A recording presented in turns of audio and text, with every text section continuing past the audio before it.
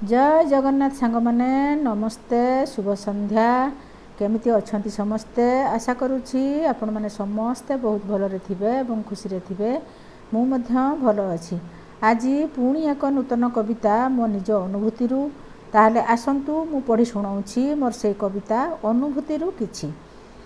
ये कि जुग हैला मूल जमा आउ दरकार नाही डाल थिले खाली हैला लगाउछु आमे गछटे जेमिति मूलरे देउछु पानी जतन ताकू बढ़ई कुढ़ई देउछु पुणी हाणी गछ भली एई मनीष माने भी धरुछंती सेई नीति जहाँपाई जार होइछि संपर्क ता संगे करंती इति केते स्वार्थपर सते मनीष पारुनी जमा मु बुझी किंतु केते जण अछंती एमिति पारिबिनी ऋण सुझी नहेले भी सी रकतर मोर नीति बुझंती कथा दूर होई जाए तांको कथा सुनी छाड़े मो मनर व्यथा सेमितिका जदि समस्ते हुंते रामराज्य होई जाआंता आउ किछि जमा अघटन सबु नीति घटु न थांता जिनिस गोटे पुराणा देखिले दियंतिनी कहीं ध्यान निज सुख किंतु मेटाइबा पाई परस्त्री पाखे मन सेतेबेले आउ भावंतिनी कहीं नुआ कि पुराणा कथा